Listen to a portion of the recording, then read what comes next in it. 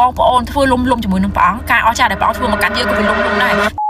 ចង់លើកប្រធានបទមួយដែលយើងបន្តពីសាច់រឿងពីព្រះវត្តមានរបស់ព្រះវត្តមានរបស់ព្រះឬក៏ព្រះវត្តមានរបស់ព្រះតើព្រះវត្តមានរបស់ព្រះអង្គមានអតិពលបែបណាតើព្រះវត្តមានរបស់ព្រះអង្គមានអំណាចពិសេសយ៉ាងណាព្រះអង្គគឺគង់នៅគ្រប់ទីកន្លែងតែព្រះវត្តមានរបស់ព្រះអង្គដែលខ្ញុំចង់និយាយនេះគឺសំដៅមកលើយើងម្នាក់ដែលយើងជាគ្រីស្ទានដែលយើងជាអ្នកជឿព្រះអង្គម្នាក់ពីព្រោះគ្រីស្ទានខ្លះអ្នកជឿព្រះអង្គខ្លះអត់មានព្រះវត្តមានរបស់ព្រះអង្គគង់នៅជាមួយទេហេតុអីដោយសារតែគាត់មានអំពើបាបដោយសារមានសេចក្តីស្អប់សេចក្តីកំហឹងនៅក្នុងខ្លួនការចងគំនុំនៅក្នុងខ្លួនគឺអត់មានប្រវត្តិមានរបស់ព្រះអង្គដែលគង់នៅជាមួយយើងទេហើយមួយទៀត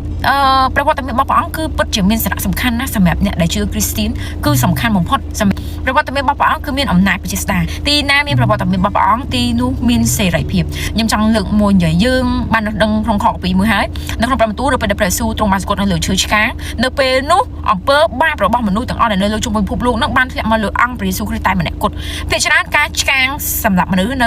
នៅសម័យនោះគឺគេឆ្កាងដោយធ្វើទរណកម្មយ៉ាងហោចណាស់3ថ្ងៃ4ថ្ងៃ5ថ្ងៃមកស្លាប់ប៉ុន្តែអង្គព្រះយេស៊ូវនៅពេលដែលគេឆ្កាងត្រឹមតែ1ថ្ងៃទេព្រះអង្គសគត់តែម្ដងដោយសារអីនៅពេលនោះអំពើបាបរបស់មនុស្សដែលនៅជុំវិញពិភពលោកធ្លាក់មកលើព្រះអង្គតែម្នាក់គត់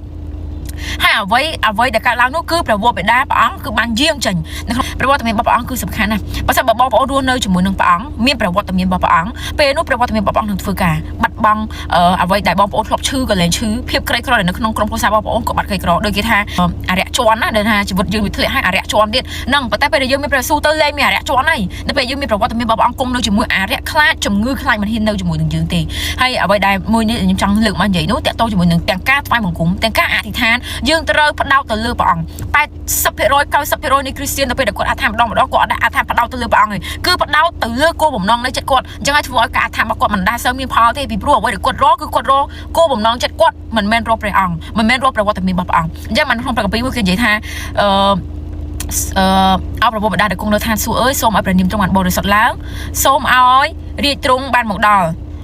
រាជទ្រង់បានមកដល់នោះគឺគេចង់សម្ដៅទៅលើអំពីប្រវត្តិមានរបស់ព្រះអង្គនគររបស់ព្រះអង្គអំណាចរបស់ព្រះអង្គបានយាងមកលើសន្ធិដ្ឋមកលើយើងអញ្ចឹងហើយប្រវត្តិមានរបស់ព្រះអង្គគឺសំខាន់ណាស់គ្រប់ការអធិដ្ឋានគ្រប់ការថ្វាយបង្គំគ្រប់ការរៀនព្រះបន្ទូលយើងត្រូវរៀនជាមួយនឹងព្រះវត្តមានរបស់ព្រះអង្គពីព្រោះកាលណាមានព្រះវត្តមានព្រះអង្គនឹងបើកបង្ហាញឲ្យយើងយល់នៅពីអ្វីដែលយើងមិនយល់ព្រះអង្គនឹងបើកឲ្យយើងយល់កន្លែងណាដែលមានជំងឺមានប្រវត្តិមានព្រះអង្គទីនោះមានការជាកន្លែងណាដែលមានអរិយជន់នៅទីនោះនឹងបានសង្គ្រោះ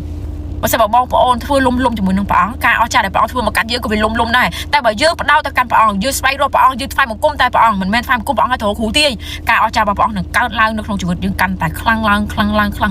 វីដេអូខាងក្រោយខ្ញុំនឹងនិយាយតាក់ទងអំពីព្រះវិញ្ញាណបរិសុទ្ធនឹងនិយាយអំពីព្រះវរបិតានិងព្រះចបត្រាផងដែរអញ្ចឹងខ្ញុំនឹងបង្ហាញនៅវីដេអូខាងក្រោយសូមឲ្យព្រះអង្គប្រទានពរដល់បងប្អូនដែលមើលតាមរយៈវីដេអូនេះបន្ថែមទៀតអាមែន